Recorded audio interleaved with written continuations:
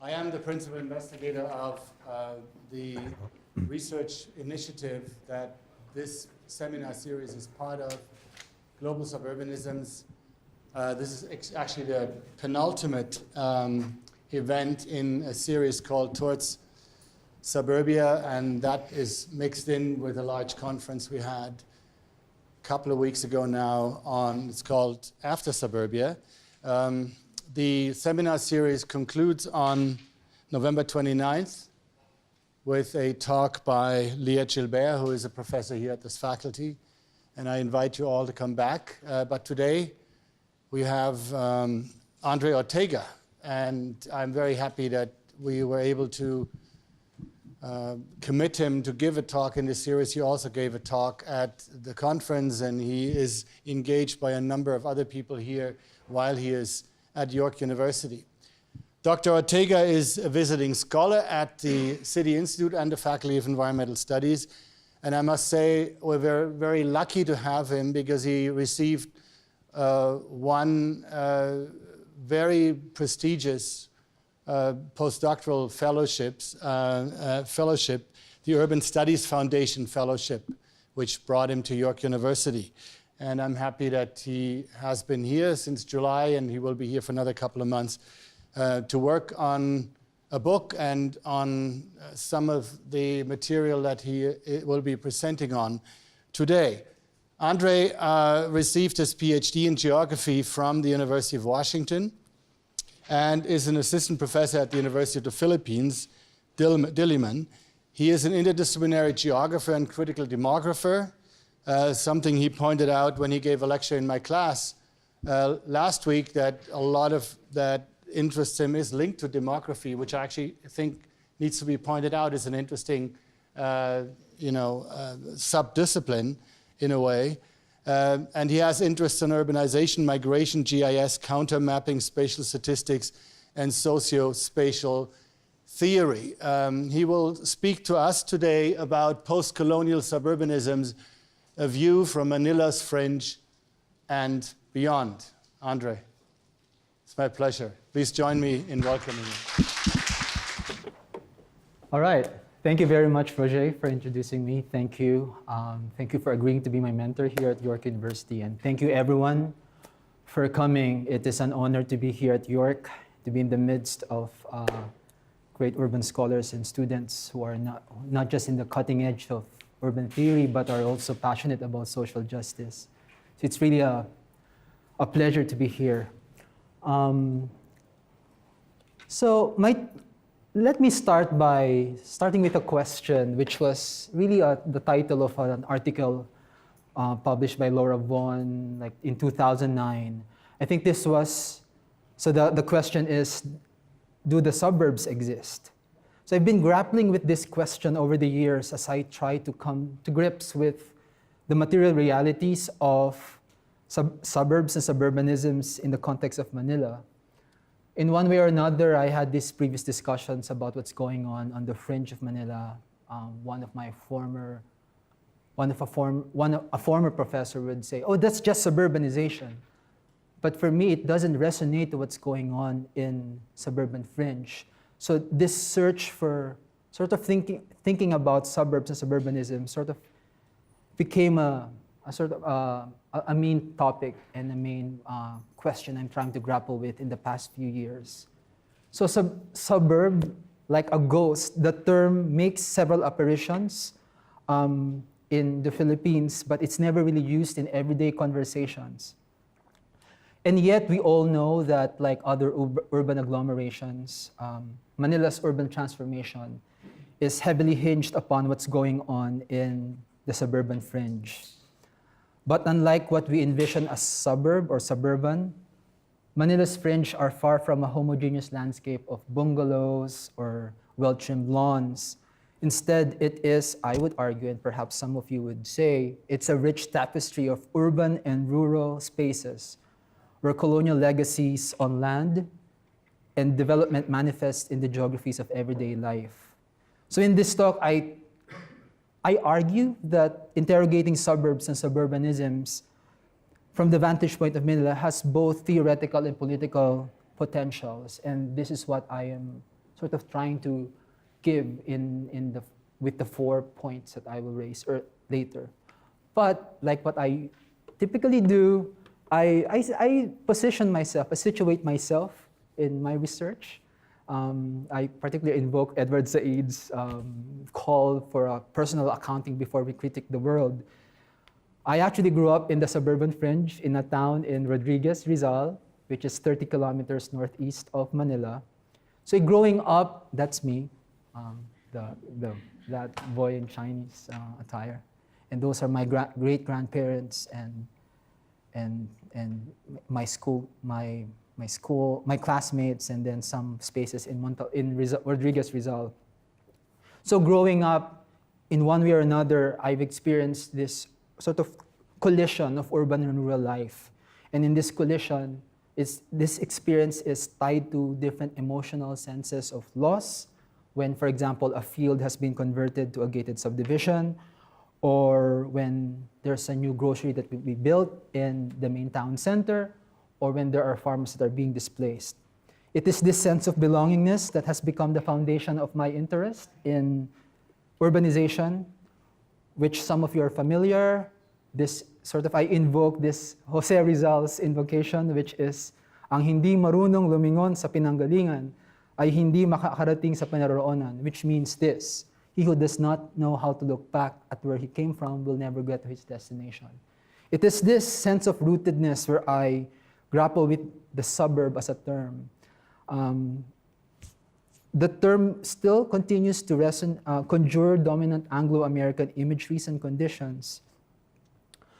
But as articulated by scholars who are part of the Global Suburbanisms project, this particular suburban narrative and form must be provincialized, and that there is a need to account for multiple and diverse suburban forms and processes.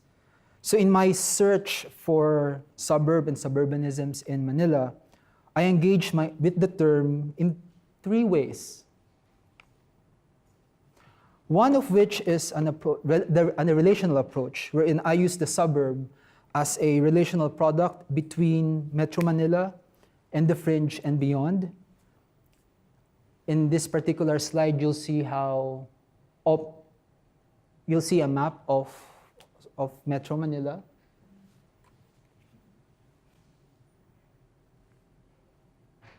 All right, this is Metro Manila.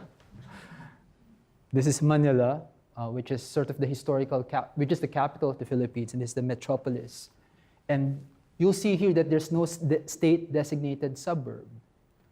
Operationally, I would, in terms of the projects I've been doing, I've been looking at the suburbs around the fringe of the metropolis. While this is sort of a concession that I do as a demographer in particular, I consider that suburbs are processual, and suburbanization is processual. In a relational framing, I argue that the suburb has played a critical role in the shaping of Manila's multiple spaces and entanglements. And by looking at the suburban periphery, I see the value underscoring the urban and rural contestations, since they will unravel accumulation by dispossession and the grounded transformation of everyday life. From the fringe, I examine the role of the periphery not just in fueling capital accumulation, but also in the attainment of particular national visions of modernity and progress. As such, I consider the term suburb as a discursive entry point from which I uncover multiple spaces and narratives of urban change, against a unilinear relationship with the metropolitan core and considering the restlessly shifting urban spaces of centrality and peripherality, which has been articulated by many urban scholars such as Andy Merrifield. The suburban fringe of Manila is entangled in multiple relationships. By examining the urban-rural contestations and extra-suburban entanglements, I attempt to expose grounded and everyday spaces of urbanization from which we can draw theoretical and political lessons. So that's my first approach in my conceptualization effort. The second approach I look into is sort of the articulation and globalization of this dominant suburban image. the stereotypical Anglo-American picket fence homes. The lure of this dominant suburban design has been used aggressively by both planners and real estate developers in the legitimization and marketization of particular developments.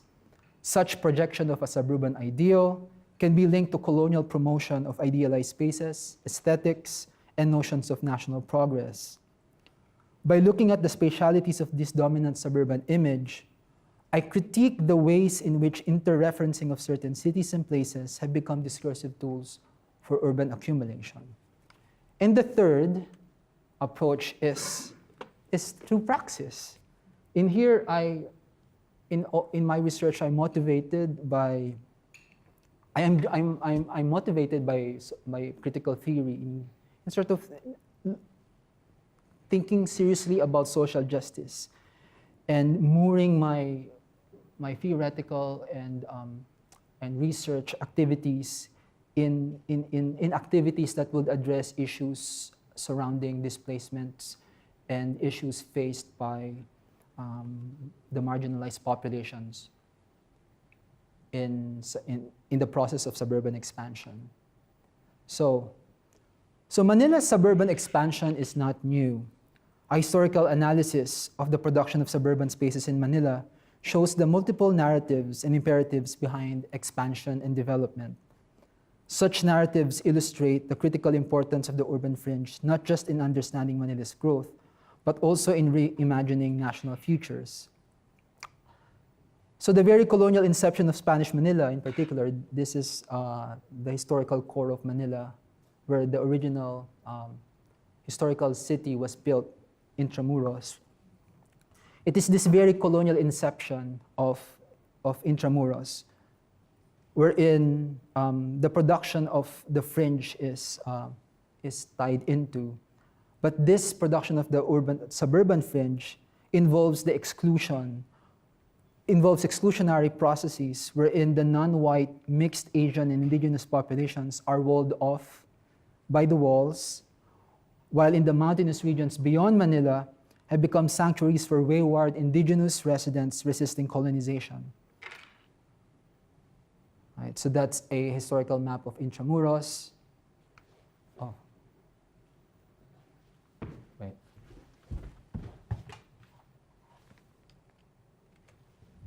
Wherein this is the walled city, and the areas surrounding it are the neighborhoods that have been excluded.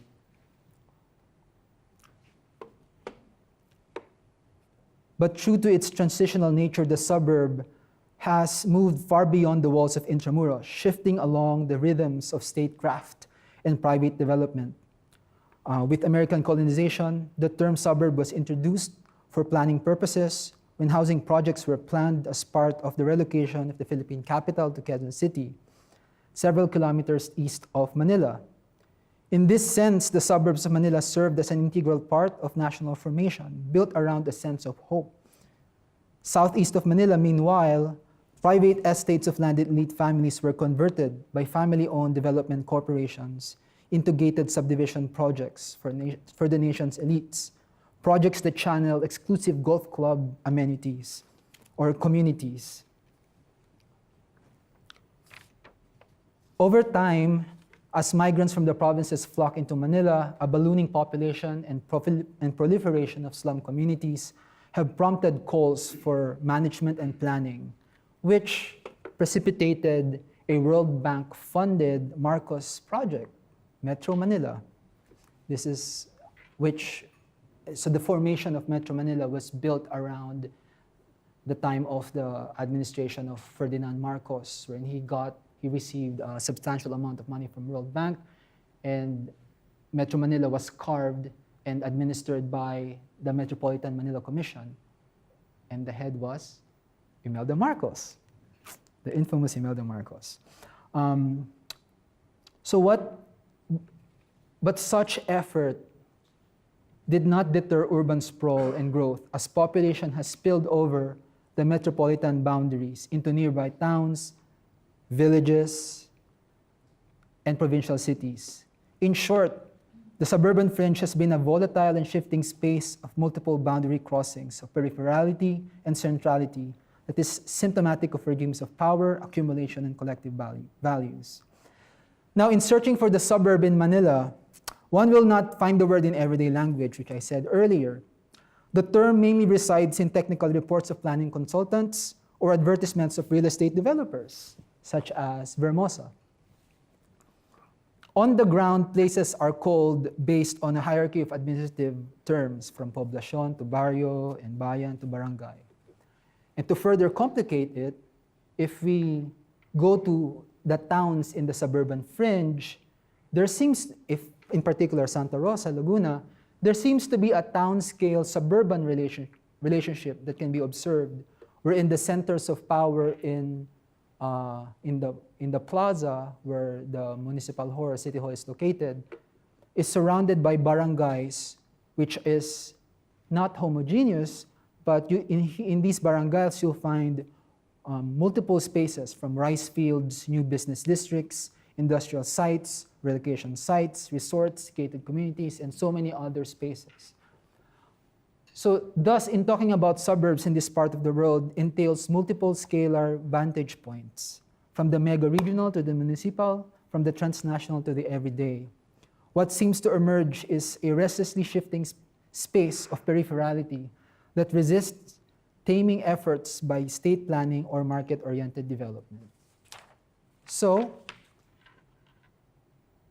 let me now go to my effort of sort of theory building and drawing concepts from my experience in Manila. Within the context of a supposedly restlessly shifting urban interconnectedness, considering the suburb as an entry point, I argue, is crucial to understanding the negotiations between urban and rural. By highlighting this interfacial space, we underscore the heart of urbanization, where transitions from rural to urban take place. Through Global Suburbanisms' invitation to consider diverse suburban landscapes and contexts in different parts of the world, I take seriously also the postcolonial provocations raised by Ananya Roy, Jennifer Robinson, in looking at the South as a site of theory building and knowledge production. On the onset, the use of suburbs, given the dominant image and the narrative it deploys, collides with certain context-specific particularities in the South, and this is understandable. However, the provincialization of this picket fence narrative and the concomitant effort to consider multiple spaces of peripherality is a good theoretical maneuver for me in the midst of a restlessly urbanizing world, as it provides a strategic entry point to theorize new forms of urbanization and entanglements. For me, it is of perfect sense to theorize suburban peripherality from contexts that have long been considered as peripheral in urban knowledge production. Doing a grounded accounting of urban-rural transformation in the South, one may uncover multiple narratives of suburban expansion that are more than unidirectional city-center-suburb relationships, but are more or less embedded in an amalgam of multi-scalar relations, producing in a sort of echoing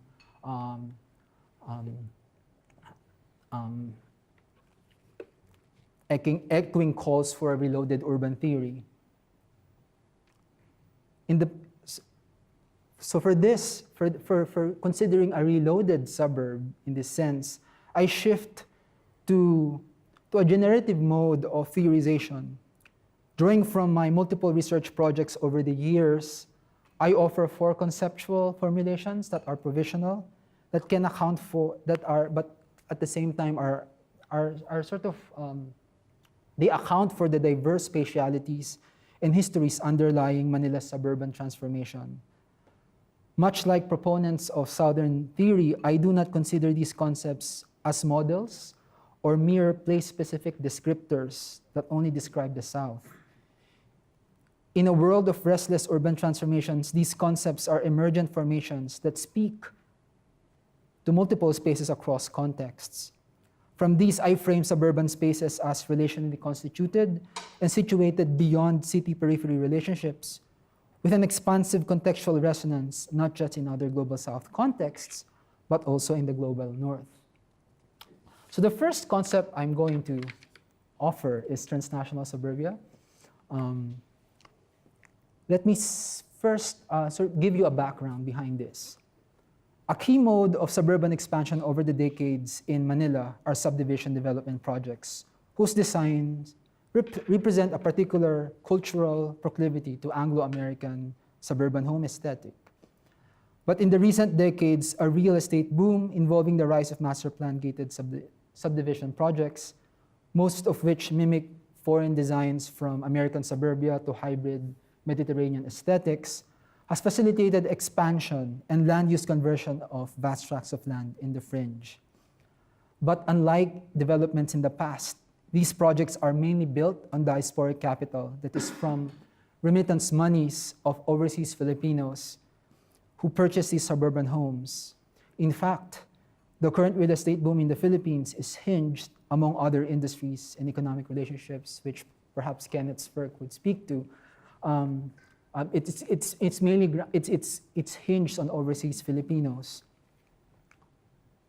To facilitate continued accumulation, property developers and their marketing arms have been luring overseas Filipinos in cities all over the world with sizable Filipino communities, from holding property caravans to participation in Filipino events.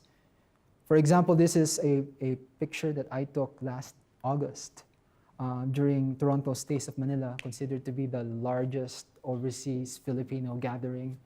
And they had several stalls from real estate development corporations. This in particular shows a stall and a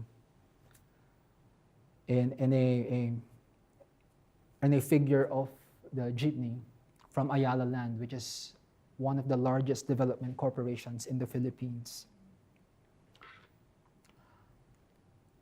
And if you look at its territorial articulation on the suburb and on the fringe, you'll see here concentration of OFW households around the fringe, and also this high percentage of households in subdivision projects and socialized housing projects with OFW family members, indicating the role of overseas Filipinos in the production of suburban spaces in these gated communities, right?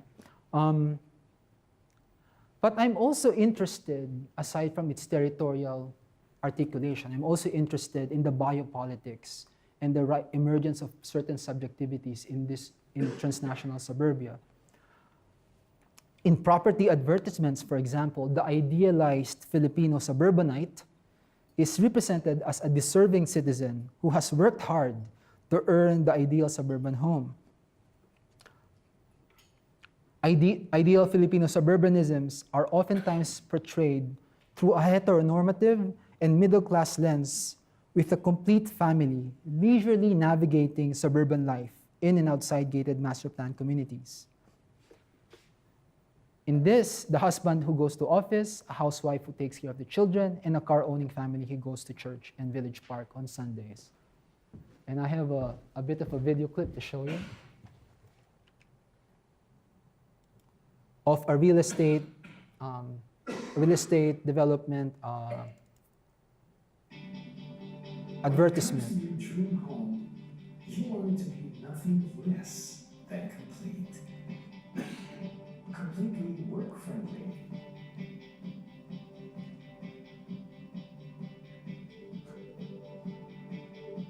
So you can come home completely on time.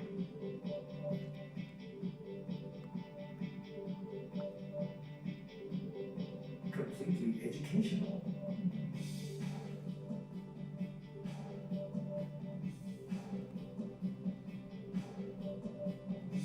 Completely spiritual.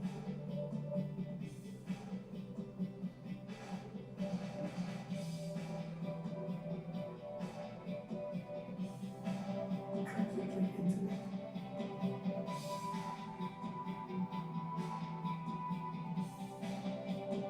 Completely special.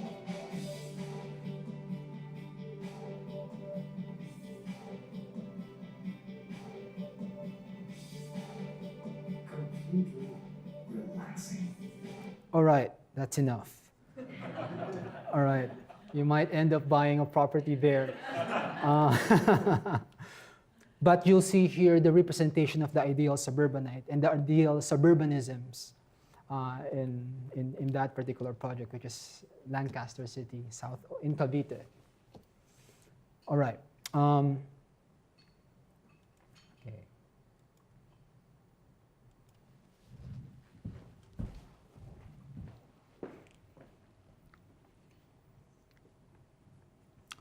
On the ground, though, everyday realities contradict these images. Far from a homogeneous suburban community, these gated subdivisions are comprised of different kinship configurations and transnational entanglements, from house husbands whose wives are working in Singapore to mixed-race children being raised by their Filipino grandparents. Given that these gated suburbs are highly reliant on transnational flows of remittances, what emerges are transnational suburbanisms reeking with contradictions. The sustenance of the suburban home and the general upkeep of the suburban village are dependent upon overseas monies. However, the suburban ideal of a complete family cannot be attained since family members have to go overseas to sustain the flow of diasporic capital. And this sort of shows the contradiction when you have this promotion of a complete family, complete suburban living versus narratives in gated subdivisions wherein you have this particular a wife who narrated to me her frustration about her husband only coming home during Christmas, and sometimes this homecoming is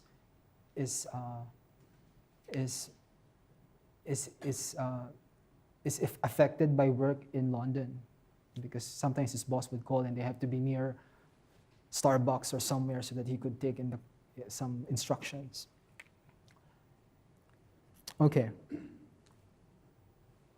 Drawing from these accounts, I offer the concept of transnational suburbia to show the contingencies of transnational migration and suburbanization.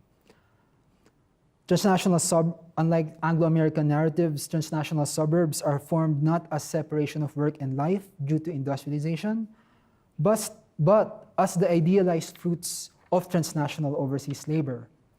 Beyond city-center-suburb relationship, it shows the inherent importance of transnational entanglements to sustain suburbanisms. Working through the contradictions between mobility and fixity, it frames urban space less in territorial terms and instead regards it as translocal sites produced through transnational practices and placemaking activities. In one way or another, I see this as something that will resonate to various contexts, particularly suburban developments that have been reliant on diasporic capital, from Beirut's new development that relies on overseas Lebanese property owners to Indian cities wherein you have master plan communities with homes that sort of are being purchased by overseas professionals, and in other cities. In the Philippines, as more overseas Filipinos buy into these suburban properties, demand continues to go up, prompting developers to continue converting lands and building master plan communities, not just in Manila, but also in the provinces. For some developers, this is their service to the nation. They build the countryside through gated suburban developments. Yes, they are building the country. Now, the second conceptual offering I'm sort of looking into are suburbs of neo-imperialism, and the subheading is "Old Habits Die Hard." So we shift. I give attention to two former U.S. bases north of Manila, once considered as critical suburbs of the U.S. imperial space. This is Clark and Subic. After the closure of these bases in the early 1990s, the military bases, along with other military lands outside Manila, have been converted into profitable export processing zones that are explicitly marketed to foreign investors. These new investment hubs serve as spatial fixes, offering opportunities for the Philippine economy to attract foreign capital and solidify its place in the global market. These spaces also spur speculation and the concomitant conversion of surrounding lands into market-oriented developments that attract local and diasporic capital. But for residents and migrant workers, this means a reconfiguration of everyday life, wherein social relations are reoriented towards the rhythm of the world market, from violent displacement of indigenous communities to accommodate new projects to the nocturnal lives of call center representatives catering to North American consumers. The institution of planning councils, such as the Subic-Clark Alliance Development Councils, enable a regional ripple effect across Central Luzon and beyond, as it aims to attract investments in infrastructure development and convert vast tracts of land and subvert marginalized communities. While these suburbs may well signify new forms of imperialism, in which globalist developmentalism and cultural imperialism become effective ways of influence and indirect control, the old imperialist ways always make an appearance, from military exercises to prostitution. In Subic, for example, the place still continues to host docking American Navy ships, where American soldiers are either transported to Clark, the other former military base, or to Tarlac, where they hold military exercises, or to the nearest red light districts for some R&R. In that particular case, these sexualized military geographies, we are reminded of how prostitution and sex transactions serve as harbingers of imperialism of the old kind. What emerges from these accounts is a thriving suburb that is restlessly reconfigured beyond its relationship to the national capital, Manila, but more so with the rhythms of the global market and American hegemony. Reading such suburbs through the lens of imperialism unravels narratives that enrich and complicate our understanding of suburbanization and sort of underscore the importance of a geopolitical approach in urban studies. So that's the second concept. The third concept is necroburbia. So we're sort of hopping from one concept to another with the hope of sort of uncovering some of these suburban narratives. So I propose necroburbia or suburbs of death, which is sort of an inversion of what we would think of a suburb in one way or another, in terms of providing new homes for new families. So if we go to the metropolitan core of Manila, more recently, high-rise condominium developments has outpaced horizontal subdivision projects in the fringe. Such development can be seen in the changing metropolitan landscape, where high-rise buildings and business districts replace slum communities and other dilapidated structures in the metropolis. Manila at this point is on a roll, as it has become a major real estate hub in East Asia. But in the process of maintaining an economically and environmentally sustainable metropolis, it has launched heightened demolition operations to clear slum communities. And this is just a slide that shows that there is real estate boom in the metropolitan core, where in the recent Urban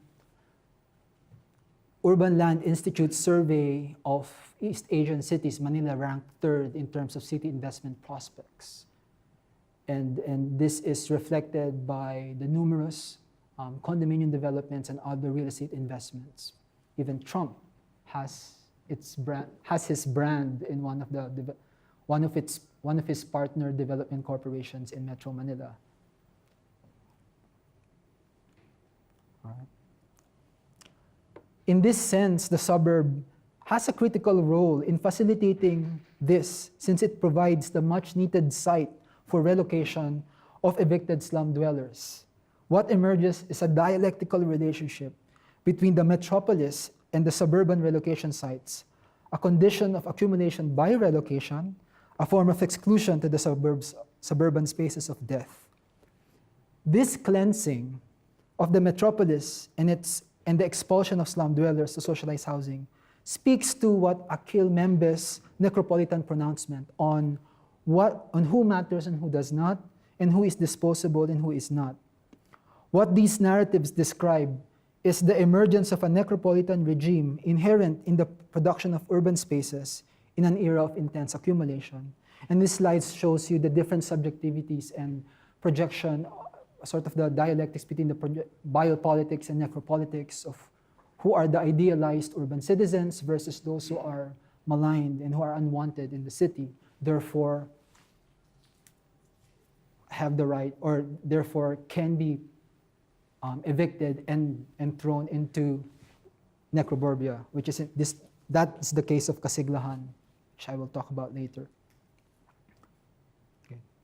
At these relocation sites, informal settlers are left behind to live precariously in spaces of deterioration and squalor, where death serves as a spatial narrative defining everyday life. Thus, I consider these relocation sites as necroburbs. Far from the main sources of livelihood in the cities, relocatees have to contend with expensive or inaccessible basic services, or in some cases, absence thereof, and unfinished homes that are mostly made up of cheap construction materials. On top of this, they have to pay monthly mortgages, so these relocation sites are not free.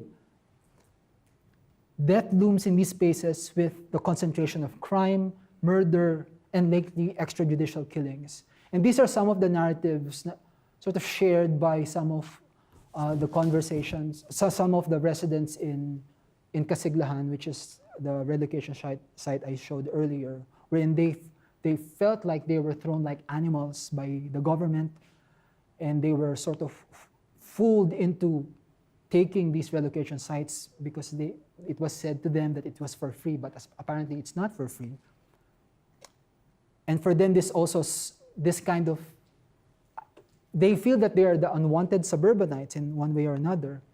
And for them, their relocation into these relocation sites, they felt that living there has separated their lives when they have to negotiate living in that far end of the peri-urban fringe. And then in order to make ends meet, sometimes their husbands would, or wives, or in certain families, husbands would go to the city and spend some time over there. And this is another narrative that sort of explains why there's this concentration of crime in socialized housing projects, because their reason is that there's no livelihood in these projects. What can they do? So in a way, what has emerged in these spaces, in my town where I grew up, that has become the epicenter of these necroburbs. In fact, we are now we're the most populous municipality all over the Philippines, and it is because of relocatees that were evicted out of slums in Metro Manila and are evicted to these socialized housing projects. And for residents, old-time residents like me and and my friends and relatives, families, and old-timers, they see this as a landscape of death and a landscape of fear. All right. Fourth and last concept are suburbs of resistance. So in the midst of large-scale demolition that restructures Manila's metropolitan space, urban poor residents who are subjected to eviction are also fighting. So you have demolition, but people are actually resisting. In this particular case, I will focus my attention on one group, Kadamay, which is an urban poor organization that has been fighting for housing and livelihood for the urban poor in the Philippines. Against the necropolitical forces subjecting the urban poor to precarious conditions, in one way or another, I interpret this as some kind of resuscitation or resurrection from the dead. Okay. For several evicted residents, particularly those who could not stand living in these relocation sites, they would return to the metropolis and move back to the slum communities. This is a flyer from one of the militant groups that are supporting these evictees, wherein they are asking for support from citizens to support these relocatees who are planning to return to their communities by providing donations and other household materials. Tumbalik. Tumba is to fall down, and then balik is to return. So that's one form of resistance from the suburb back to the city. But given that many of these socialized housing projects are really earmarked for targeted urban poor communities who do not want to move, or some of them are specifically allocated to specific sectors who find the housing units too small or distant from their places of work. Thousands of homes in these socialized housing projects are idle or rotting for years. And since thousands of urban poor are also homeless, or are renting, and several of their evictees have been evicted again for not being able to pay their mortgage, thousands of families have occupied roughly 6,000 idle units in the province of Bulacan, northeast of Manila. For these members, the occupation was merely justified.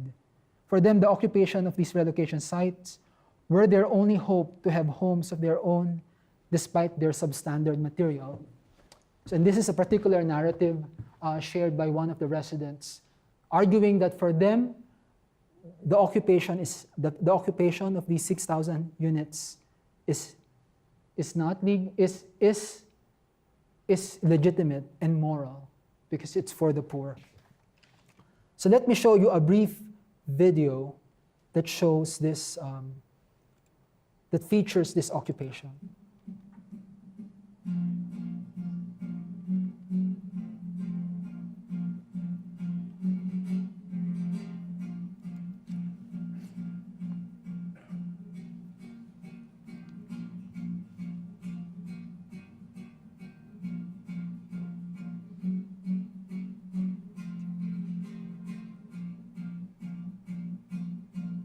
So it just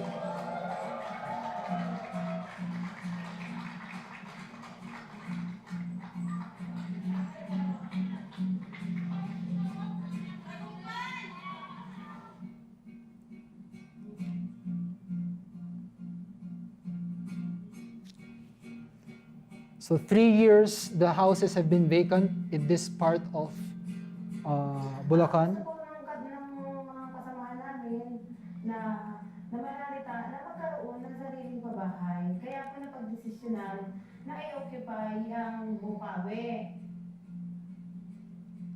Kaso, ang ginawa po nila, iniharap po nila yung mga kapwa manalita para pigilan yung pagpasok ng ating mga kasamahan doon sa loob po ng AAP at ng BGMP at ng AAP sa Bukawi. Marami na po kasing dialogue na ginawa sa ahensya ng gobyerno na paulit-ulit at walang bakante, walang pondo ang LHA para sa amin. Pero sa kasalukuyan po at sa katunayan po ay napakarami po bakanting pabahay na nabubulok. So what she's saying is that several of their members have been asking for homes from NHA, which is the National Housing Authority, but they are not given any units. And out of frustration, and plus the fact that there are thousands of these relocation or these socialized housing units that have been left behind, rotting, and because they are earmarked for certain groups or they're earmarked for slum dwellers that were supposed to be demolished. For them, it was merely logical and moral to occupy these homes. All right. Dito po sa Bukawi at sa Pati. Kaysa nabubulok, nakatingwang yung mga pabahay na hindi naman napapakinabangan, bakit hindi ibigay sa mga maralita na nangangailangan ng bahay? Bakit gusto pa nila na masira kaysa pakinabangan ng tao na nasasakupan din naman ng buwan ng Bukawi at ng Bulacan? Ang tindig po ng maralita, libre at pangmasang sa babae. So their stand, they said, their stand for these housing units, it should be for free. You should not pay for it. That's their main line. So, wait, sorry,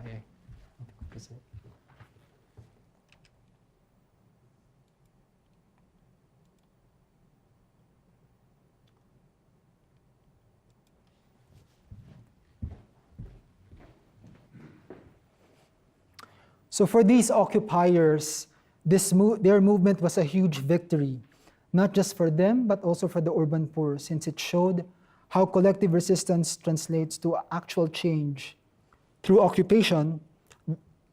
And this occupation is not not exactly the anarchist occupation that we know of, Occupy movement. So through this occupation, they are able to collectively confront state officials and advocate for free housing despite ongoing insecurity. The occupation instantly elicited a public debate on housing rights and has problematized middle class so-called notions of fairness when it comes to housing. In other parts of the suburban fringe, farmers and indigenous communities are fighting against public-private developments and land conversion. With the impulse to convert vast tracts of agricultural land and build new mixed-use developments, the struggle for agrarian reform has been an uphill battle for many farmers. But despite this, farmers in the fringe continues to struggle against land conversion. These struggles are of national prominence because many of these lands involve state-backed. Many of these developments involve state-backed projects, and the landed estates are usually owned by national elite families. Case in point is Hacienda Luisita, which a lot of you probably know. It's a 6,000-hectare estate owned by the powerful Aquino clan, which produced 2 former presidents. Despite the agrarian reform program and more recent court decision to redistribute the land to farmers, the struggle for land continues. And for farmers, this means outright occupation of land through planting. So with the evictees occupying housing units, in this case, farmers are occupying and planting crops. And this is what they call bungkalan. Invoking the historical role of the fringe and to a certain extent the countryside in anti-colonial and revolutionary movements, I'd like to project the suburb as a space of hope. Through resistance, capital expansion and the production of new spaces are clipped and problematized.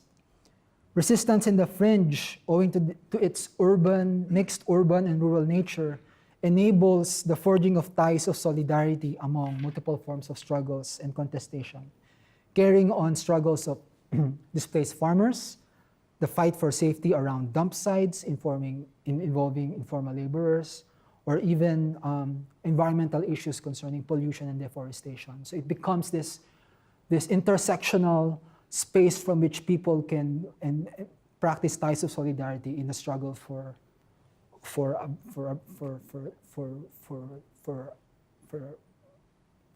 an ideal life. I argue that it is through these struggles where a socially just and environmentally sustainable future can be charted. Okay. So those are the 4 concepts that I'm sort of proposing as I think about the different dynamics I've encountered in Manila suburban fringe. And as for my sort of concluding remarks, I'm making 4 points. Well, these conceptual formulations are provisional. I present these conceptualizations in the spirit of some kind of theoretical excitement and in moving forward the postcolonial provocation of theory building from the South, as articulated by a lot of the scholars we've encountered in this project in our studies. But against tendencies to universalize or propose models, I situate these emergent spatialities in what Helga Leitner and Eric Shepard would call a shifting ecosystem of critical urban theories. These propositions are further activated by desires for comparison across contexts, working closely with similarities and differences, while being open to wider theoretical conversations across specificities.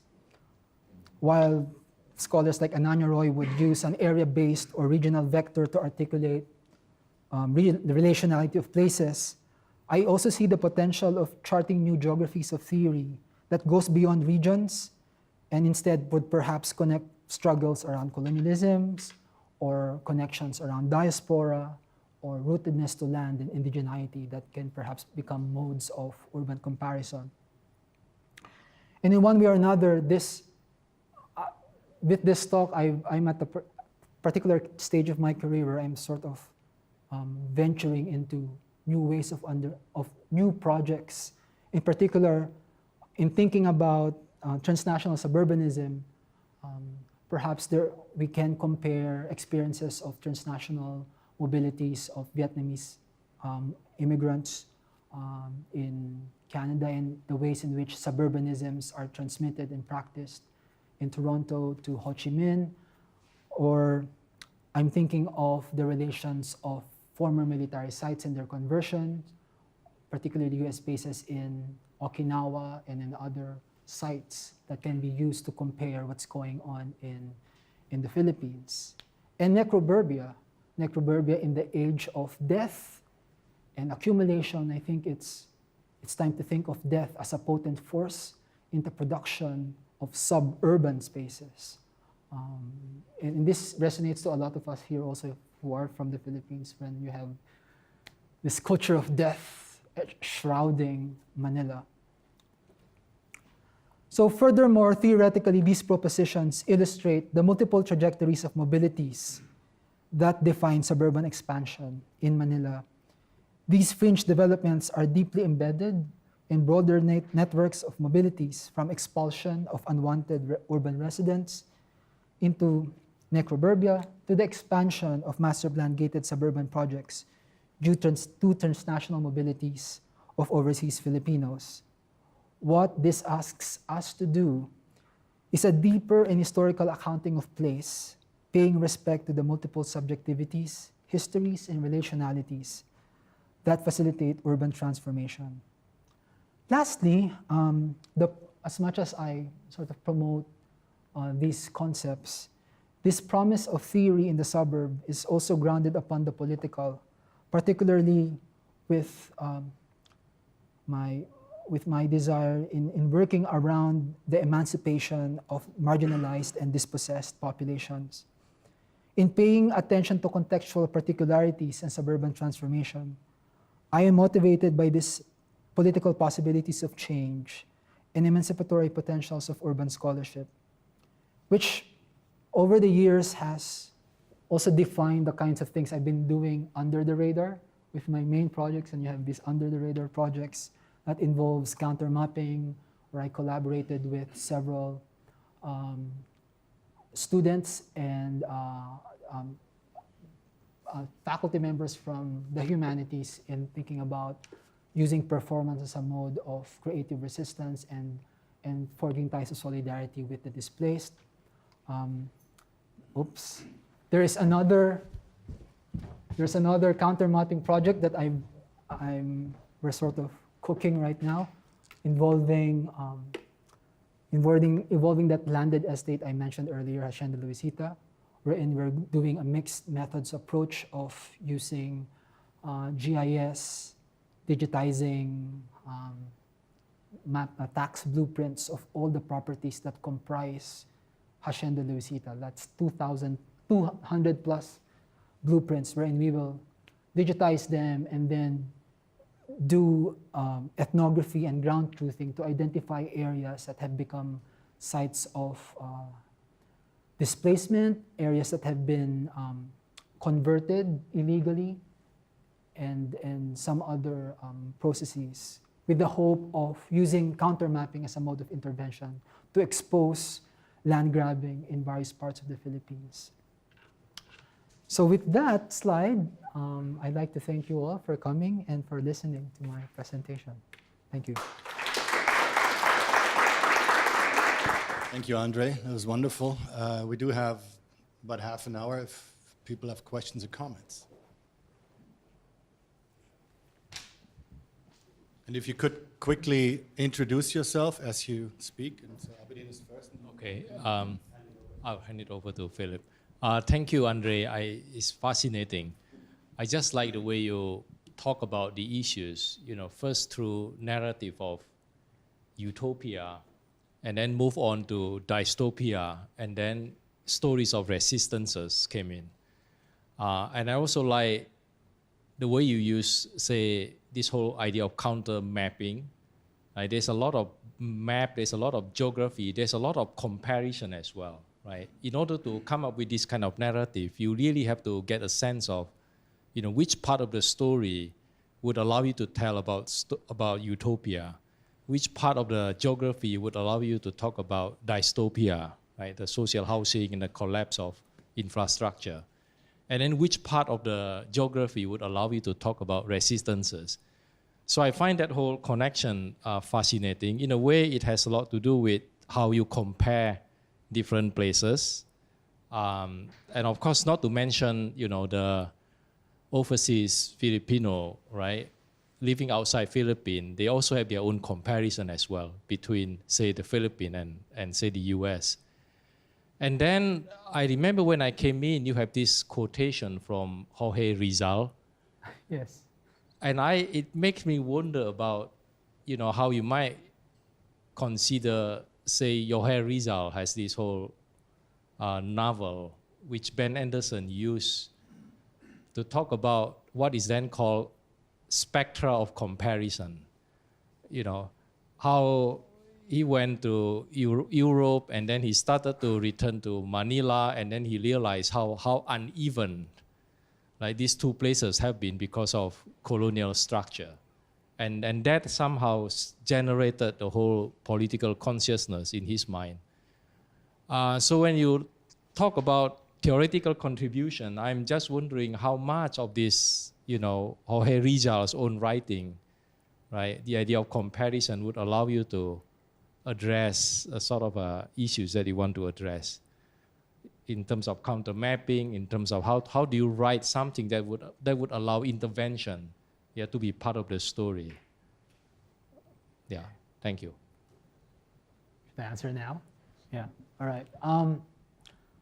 Okay, running the risk of forgetting stuff from Jose Rizal, but Jose Rizal's work sort of have become useful in thinking about, for example, No Limit Tangere and El Filibusterismo, thinking about resistance and the ways in which land have been grabbed and dispossessed. I remember, because I wrote this book last year, and I remember in one of the last chapters, I took certain narratives from No Limit Tangere, because it was, a lot of scholars say that Jose Rizal was thinking of his home province when he wrote this piece. And in a way, I was looking at Laguna province and the ways in which this echoes what's going on right now. It echoes what happened in the past during the colonial era. So I see that historical sort of comparison at this point. Yeah, that's what I'm thinking of at this point about Jose Rizal's contribution to thinking about what's going on urban-wise in the Philippines. Okay. Hi, Andre. Hi. I'm Philip Kelly from Geography. I don't know if this is even doing anything. It is just to record. Oh, I see. Okay. Oh, I see. Okay. My question picks up on Aberdeen's point about the comparison of diverse settings within the sort of peri-urban zone around Manila, which you've shown to be very diverse. So you have social housing, you have relocation sites, you have government housing, like the housing that's occupied in Pandi. You have luxury, mixed use, like fully integrated townships with all the things that were shown in the video. You have the agricultural occupations in Luisita. So you have many different industrial suburbs in Clark and Subic and so on. You have many different things going on in different sites, but you're kind of blending them together through these four theoretical cuts that you make into what's going on there. So I'm wondering how you accommodate that diversity of classed suburbs. Like there are just very different things going on in different places. And the framework that you set up doesn't quite seem to integrate that socioeconomic diversity that exists there. So how do you I don't know if class is the right way to think about it, but how do you integrate the diversity of these things through this four-way framework? So I actually don't, these four concepts, there's no attempt at this point in my presentation to bring them together in a coherent framework in one way or another. But I get the point about class, from which certain particular suburban formations are linked to class issues, like high-end gated communities, which are high-end and are expensive, can only be afforded by certain groups, and oftentimes it involves transnational migrants who have the cash to just buy a property, even without mortgage, some of them, because it's just X number of thousands of dollars. So for me, it's not. So I guess I'm thinking of more of what kinds of concepts I can draw from this diversity versus an attempt to make a grand explanation of what's going on in Manila. I guess I'm more drawn into what can we learn theoretically from these diverse cases versus carving a coherent theory of Manila. I guess this also reflects my relationship to theory and place. As much as I'm drawn to place, my sense of belongingness, I don't want to be seen as someone who only talks about Manila and explains about Manila per se. So it's sort of an attempt to conceptualize, drawn from Manila, that can speak to other contexts.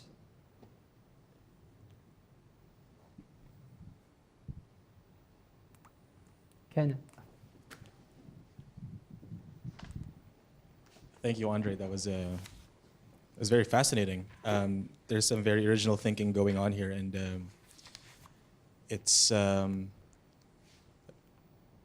I kind of want to try and pull at that a little bit more, like what sorts of original thinking has gone on behind the scenes, so to speak. And I want to draw from Abidin's question as well, like the kinds of comparisons that allow certain points to surface, right? And I was especially struck by your initial comparison between Manila on one hand and Beirut on the other, and Indian cities as another category. Because, correct me if I'm wrong, but I think what you were doing there is you're highlighting a specific process that underlies what might initially appear to be very different outcomes, very different cities, right? Like the initial, the usual bases for comparison would not make this visible. But since you're looking at, for example, here return investment, if you could call it that, and its effect on cities, right, remittances in cities, you now make visible this connection between Lebanon, the Philippines, and India. And I was wondering if similar sorts of comparisons are sort of in the back burner, or you're thinking about with respect to, say, the other four theoretical categories. Like, could you imagine, for example, a possible comparator for understanding necroburbia elsewhere in the world, right? Have you had any thoughts on that? I've had some thoughts about that, particularly necroburbia, in thinking about cases involving relocation, cities that have been cleansed through eviction and relocation of informal settlers to relocation sites from South Africa to India. It's something worth exploring for necroburbia. Thank you.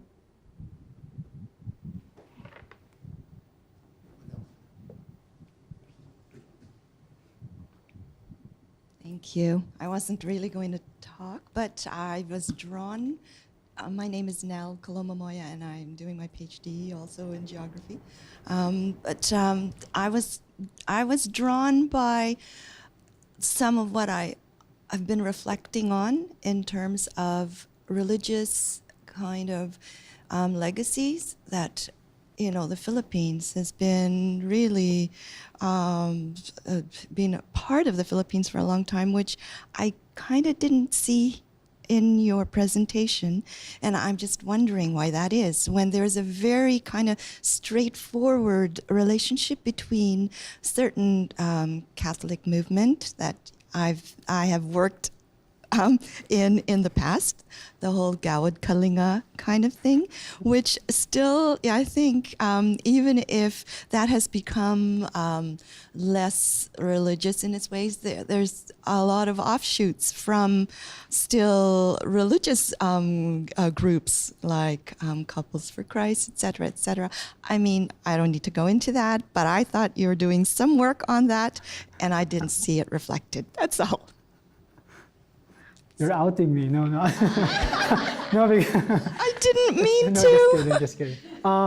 Because this is tied to my other work, which looks into alternative transnational economies, which is a project I'm involved with Philip, in terms of this religious movement that has become involved, former religious movement that became more entrepreneurial, that has supported the rise of socialized housing projects as well, not as rampant as the ones done by NHA. But for me, what I see is, as I try to link that project with my big project, is Gawad Kalinga, Habitat for Humanity, and so many other organizations serve an important role in facilitating expansion of metropolitan area in terms of, or at least accumulation in metropolitan area, because they offer housing relocation sites for informal settlers. So it becomes this like spaces of consent from which, yeah, we were offering free housing for the poor. So what else can you ask for, right? So they serve as this. They serve as organizations from which you can enable, at least legitimize, urban accumulation in the real estate boom, because you have socialized housing. So I see them in sort of along the lines with NHA and other socialized housing projects, but in a different kind of different taste, different.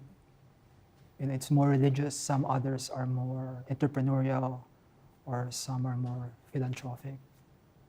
So, but they still serve as, they offer relocation sites, and it's okay to displace them from the metropolitan area.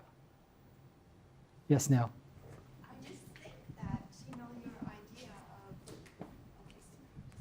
I just think that your idea of the ideal suburbanite actually also plays into that, and probably be a very strong kind of theoretical thing to pull in because of the whole governmentality business, which I think it's very powerful in what you showed, but you were kind of just missing that. Yeah, yes, that also speaks to Gawad Kalinga, because Gawad Kalinga is an organization that provides free housing, usually in the suburban fringe.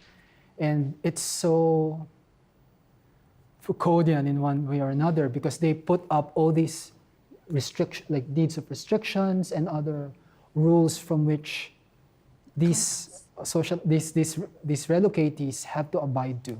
So you're disciplining the subject to an ideal Christian citizen who is nationalistic and entrepreneurial. So there's this disciplining for a desired suburbanite in one way or another, which is also it somehow speaks to how the market and the government would look at transnational migrants as also the ideal suburbanite. As aside from being heroes of the nation, they're successful. They were able to acquire enough money to buy a home. Therefore, they're legitimate to live in a nice, posh house. Thank you. Elsa. Thanks, Andre, for a really fascinating presentation. I have two questions. They're quite specific, but the first one relates, I think it echoes the issue of class that was raised before. And in the context of your concept of transnational suburbia, suburbanism, I'm just wondering how class travels transnationally. If you could say something about that. But also I was wondering about the gendered dimension of transnational suburbia, particularly in contexts where families are separated, and you know what that means for the way that they use their space and construct a sense of home. And my second question was related to your comment about the place where you grew up and how the displaced populations, people who'd been relocated, were kind of seen by old-timers, as you put it, as kind of representing these landscapes of, they're kind of relocated to places that become landscapes of death. So I was just wondering, in the context of the idea of resistance, how is the idea of resistance complicated by the relations between people who are already in a place versus people who get relocated to those same spaces? I was wondering if you could say something about that, because it sounds like there's a bit of tension there in terms of whose interests are we talking about. So, I mean, the people who are the old-timers that you mentioned may not necessarily themselves be the middle-class ideal citizens, but what happens when there is sort of tension over space, or there isn't enough space, or, you know, yeah, if that makes sense. Yeah. Thanks, Elsa. So the issue of class really, it matters in this case. The transnational sort of conversion of class operates in one way or another. Simply, you know, they're probably workers here, middle class, lower middle class, but you know, once they're able to save and purchase properties, they live in gated suburban development. So there's this conversion of class in one way or another for cases of the ideal suburbanites. So that's one. Issues of gender definitely are very important in looking at transnational suburbanisms. To a certain extent, I mentioned this earlier, there are house husbands who are left behind, or there's this shifting parenting roles depending on who is overseas. There are cases involving, like, one, in a particular, in 2 years, there's this, the husband is the house husband, and then because his wife was overseas, and then the following year, she had to come back home, and then he decided to leave. So there's this shifts on gender roles and parenting, and then it's further complicated by situations wherein if both parents have to go overseas, then the grandparents would come in and help in taking care of the children. So definitely gender matters in transnational suburbs. Also in thinking about, you know, a lot of these gated subdivisions, you have caretakers who are left behind also. So there are these dynamics that happen in these suburban, in the suburban life in gated subdivisions. Last is about resistance. It's about the complications regarding those who are from these towns.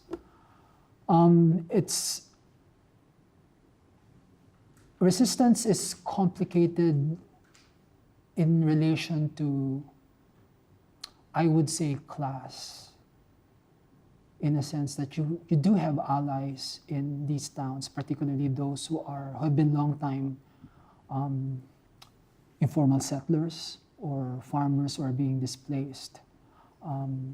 But you have middle class, upper middle class landlords and landed elites that presents some barrier to ties of solidarity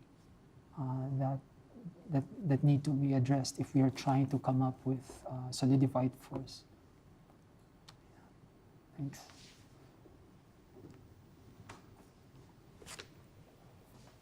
Leo. That will be the last question. Maybe more of a comment after the last question. I was going to ask actually something quite similar. Really interesting how you talked about suburbs, but also like peripheral development as a site of kind of bringing together intersectional activist interests. Something very similar that I've seen in Karachi in Pakistan, where there is this kind of new trend of like privatized urbanism, you know, big builders developing new cities. And in response, there's an Indigenous Rights Alliance. It's called the KIRA, Karachi Indigenous Rights Alliance. And you know, they claim to be people who have been, you know, living in the area for a long time and concerned about the climate. But actually at the After Suburbia conference, there was someone who told me, no, I mean, some of them are actually landowners who are now being displaced by this new wave of capital coming in. So they claim to be representing a certain indigenous community, but they're actually representing a certain class, right, in that community. And it's also very interesting, the same kind of, they do use the language of climate displacement, but gender, you know, does not appear in their discourse at all. In fact, when the people are speaking, it's usually middle-aged or older men. Yeah. Yeah. And I mean, maybe you could comment briefly on, in the example that you shared, if there were any tensions that you saw, you know, who gets to speak on behalf of a community when you're developing this, you know, mobilization? So I'd like to speak to one of the resistance movements, which is the Occupy. And I'm sure Hazel and I spent some time there last June. When thinking about intersectionality and gender, for example, it's a lot of the occupiers are women. A lot of them are are mothers who decided to occupy because they are the ones who are really affected by housing insecurity in slums and informal settlements, and so they become the main force in occupation. So that's one. But you're asking for tensions. There are tensions in terms of perhaps, you know, relations between, let's say, the mayor or those who occupy positions of power in the town, and which is similar to what I mentioned with earlier answering Elsa's question about the ties of solidarity might be affected by sort of the class interests of local residents who are not in alliance with their movement. So that was actually a good way to end. Hope, but also tensions, and so the work goes on. Yeah. I think for all of us. So please join me once again to thank Andre for this wonderful talk.